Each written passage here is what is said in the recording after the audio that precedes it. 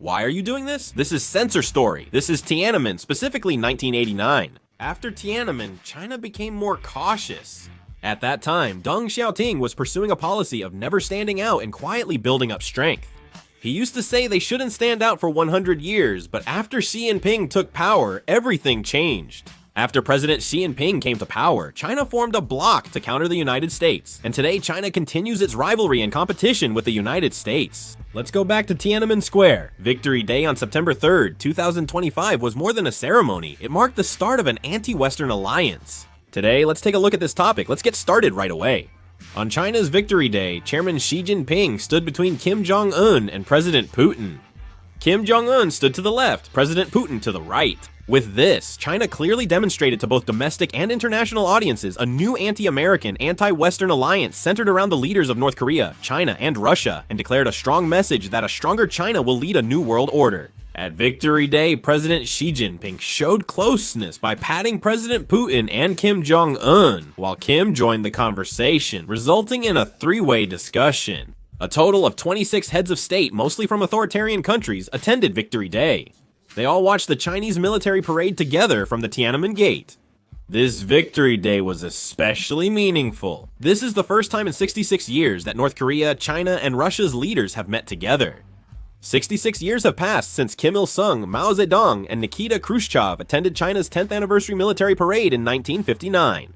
There is analysis that this is an attempt to make it clear, both domestically and internationally, that China is the only country that can exert influence over both North Korea and Russia at a time when the United States is trying to draw in Russia to weaken the China-Russia alliance, and is even mentioning North Korea-United States talks.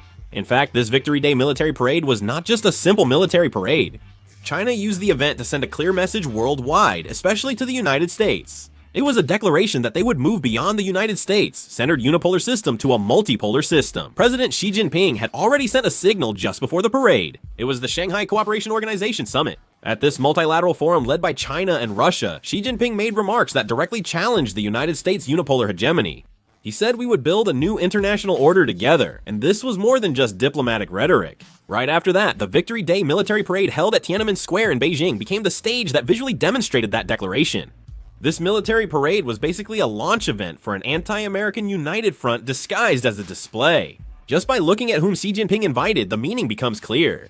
President Putin of Russia, Kim Jong-un of North Korea, and even the president of Iran, who has been sanctioned, all gathered together, leaders of the countries most wary of the United States and the West. This isn't just for a photo op. We're now openly challenging the United States, with China at the center, sending a strong political message. The international community's reaction is also interesting. The Asia Society Policy Institute analyzed this scene, saying that the very fact that Putin, Kim Jong-un, and the president of Iran all attended shows that China has established itself as the world's leading authoritarian state. Western media also paid attention. The British Broadcasting Corporation described this military parade as Xi Jinping's diplomatic victory. He united anti-Western leaders on a global stage, where China showcased its military strength and political unity before the world's cameras. Another surprise is the scale. China spent nearly 7 trillion won on the Victory Day military parade.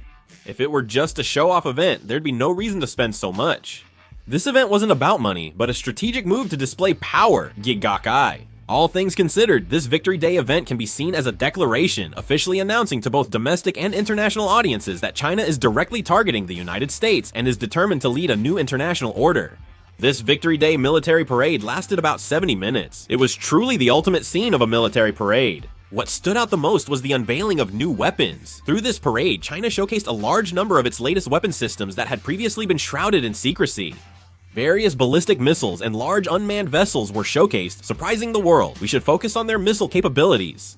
They didn't just show a few, they revealed a wide variety all at once. It seemed they were flaunting their large arsenal to the international community. Strategic missiles like the Dongteng series can reach the United States mainland, and submarine-launched ballistic missiles such as the JL-3 can be launched unexpectedly from underwater, making them seem even more threatening globally. Including all missile types, the revealed weapon system is almost impossible to defend against. And the massive unmanned vessel unveiled for the first time at this parade isn't just a simple warship, it's an unmanned force equipped with artificial intelligence and autonomous navigation technology. This was a clear demonstration that China is preparing for the future of maritime power. The unveiling of many such weapons excited those present, but for the world, especially the United States, Japan, and Korea, it was clearly a warning. It was more than a show, it was a military-industrial statement. In other words, through this military parade, China has effectively made an official declaration that it is not just a regional power, but a strategic nation capable of threatening the world. This is the last part. Let me ask an important question. Was this military parade simply a one-time event for 2025, or is it the starting point that will shake the next 10 years? I believe it's the latter. This Victory Day celebration was more than just displaying some weapons. It was a signal flare announcing that the world order is officially entering a new Cold War system.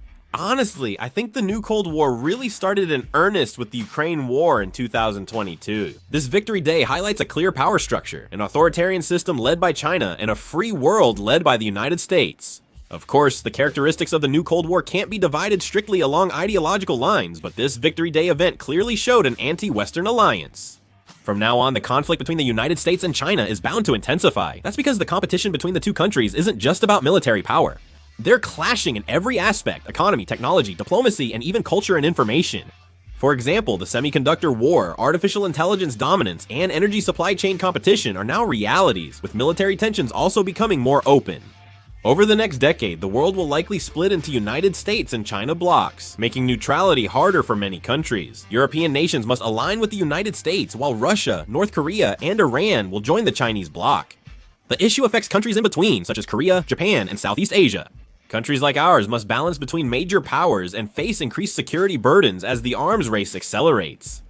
The United States is containing China with its Indo-Pacific strategy, and Japan is revising its pacifist constitution to boost its military. South Korea is also pouring huge budgets into strengthening its missile defense system and submarine capabilities. This military parade shows China asserting itself as a world power by deploying unmanned forces and hypersonic weapons. So what will happen in the future? Military conflict between the United States and China will become more likely, with ongoing tensions in the South China Sea, near Taiwan, and around the Korean Peninsula. Now, even a small clash could escalate into a large-scale conflict at any time, and the international community will become even more divided as countries compete to take sides. Economic cooperation and military alliances change based on your side, making the Korean Peninsula even more unstable. By participating in this military parade, Bhutan sent a message that it is a community of shared destiny with China and Russia. This inevitably leads to military pressure on the United States and South Korea. In the end, this military parade is like a declaration that the Cold War era has returned. Unlike the old Cold War, this new one spans the military, economy, technology, information, and cyberspace all at once. The rise of forces with different ambitions seeking dominance is a hallmark of the new Cold War. The conflict is bound to be more intense and last even longer. In the next 10 years, the world is highly likely to be divided into two, as if being sucked into two giant black holes, the United States and China. It's more than a power struggle. The world will split into two blocks, battling for survival, forcing us to make hard choices. Whether to join the United States, led order, or align with China's new order. Staying neutral is harder now, and that decision shapes a nation's future and survival. What we need to pay the most attention to here is the Korean Peninsula. South Korea is geographically positioned at the very front line where the interests of the United States and China directly collide. To the north, China, Russia, and North Korea are forming a strong alliance, while to the south, the United States and Japan are strengthening their cooperative system. The Korean Peninsula is now a strategic crossroads where two powers clash. South Korea's choices in the next decade will greatly affect its future. Whether South Korea joins hands with the United States and firmly remains in the Western Bloc or seeks a new strategic balance under pressure from China, either choice will come with enormous costs and risks.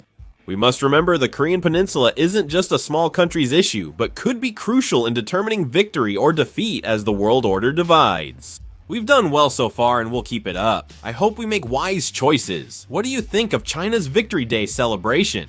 Please leave your comments below. That concludes this video. Thank you.